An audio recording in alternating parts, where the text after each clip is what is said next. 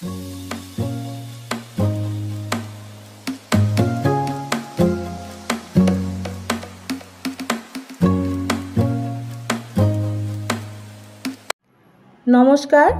কেমন আছেন সবাই? মণিমহেশ যাত্রার প্রথম পর্বে আমি আপনাদেরকে দেখিয়েছিলাম চাম্বা থেকে ভারমোর পর্যন্ত মন্দির, পাহাড়, রাস্তা এবং নদীর অপরূপ সৌন্দর্য। আর দ্বিতীয় পর্বে ফিরে এলাম ভারমোর থেকে ধানছো পর্যন্ত রাস্তার যে সৌন্দর্য এবং অভিজ্ঞতা তা নিয়ে। আগের দিন প্রচণ্ড বৃষ্টিতে ভারমোর থেকে কিছুটা দূরে রাস্তায় ধস নেমে রাস্তা বন্ধ হয়ে যাওয়ায় আগের দিন যাত্রা বন্ধ ছিল। পরদিন অর্থাৎ ২৭ তারিখে খুব ভোরে উঠে রাস্তা ঠিক হয়ে যাওয়ার সুসংবাদটা পাওয়া গেল।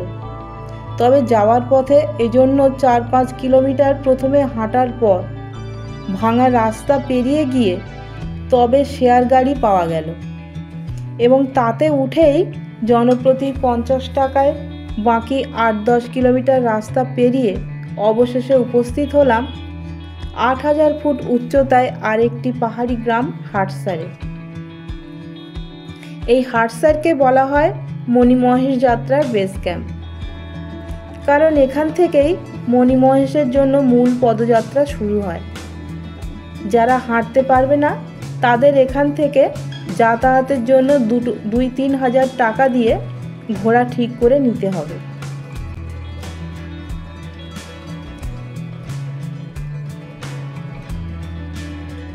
আর মালবাহক ব্যক্তি, পিকটু বা পোর্টার এখান থেকে নিয়ে নিতে হয়। জনপ্রতি আসা যাওয়া মিলিয়ে ১.৫ থেকে ২,০০০ টাকার মতো লাগে। এছাড়া যাত্রাপথে হাঁটার সুবিধার জন্য ১০-২০ টাকা দিয়ে একটা শক্তপোক্ত লাঠিও এখান থেকে নিয়ে নিতে হয়, কারণ মাঝপথে কোনোখানে দরকার পড়লে এসব জিনিস নাও মিলতে পারে। তাই আমরা এই হাটসার থেকে একজন পিট্টু এবং ২টো লাঠি নিয়েছিলাম। হাটসারের ভান্ডারায় সকালে খেয়ে একটু বিশ্রাম নিয়ে যাত্রা শুরু হলো সকাল ১০টায়। সরকারি নির্দেশে ও বছর ২৭ তারিখেও হেলিকপ্টার সার্ভিস বন্ধ ছিল। দুদিনের বৃষ্টিতে এবং কাদায় রাস্তা পিচ্ছিল হয়েছিল। আর রাস্তাই বা কোথায়, সবটাই তো বোল্ডার আর পাথুরে ধাপ ফেলা সিঁড়ি। এমন কত হাজার সিঁড়ি যে ধানছো পর্যন্ত ভাঙতে হয়েছে তার ইয়ত্তাই নেই। তারই মধ্যে কোথাও ৩-৪ ফুট রাস্তার মধ্যে মানুষ এবং ঘোড়াদের ওঠানামা তো আছেই। জীবনে ভারতবর্ষের এত পাহাড় ঘুরে এত চড়াই এতদিন ভেঙেছি। অমরনাথ যাত্রাতেও ৩৫-৩৬ কিলোমিটার শুধু চড়াই নয়, বালতালের ভয়ঙ্কর কষ্টদায়ক উতরাইও ছিল। কিন্তু স্বীকার করতে কোনো লজ্জা নেই যে ধানছো পর্যন্ত পদযাত্রায় যে ভয়ঙ্কর চড়াই এবং অপরিসীম কষ্ট হয়েছিল তা অন্য কোথাও হয়েছে বলে মনে পড়ে না। তবে সব যন্ত্রণা ভুলিয়ে দেবে যাত্রাপথের স্বর্গীয় শোভা। যাই হোক, এইভাবে বেলা ৫:৩০টায় ৬ কিলোমিটারের এই পদযাত্রা ধানছোতে এসে শেষ হলো। মাঝপথে দুপুরে আমরা একটা ভান্ডারেতে খেয়েছিলাম। ধানছোতে পিট্টু সহ আমাদের টেন্ট ভাড়া নিয়েছিল ৩০০ টাকা। ৯,৫০০ ফুট উচ্চতা সম্পন্ন ধানছো খুবই সুন্দর জায়গা। এখানে নদীর গতিবেগ, গর্জন এবং উদ্দাম জলস্রোত অবাক করার মতো।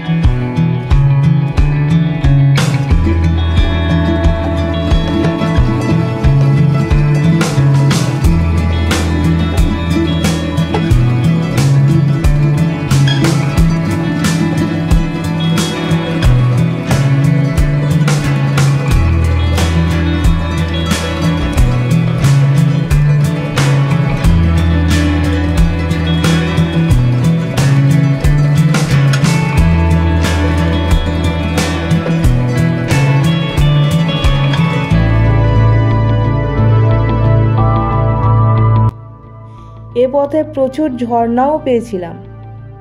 চারপাশে উঁচু উঁচু পাহাড় দিয়ে ঘেরা সম্পূর্ণ জায়গাটা এক কথায় অনুপম।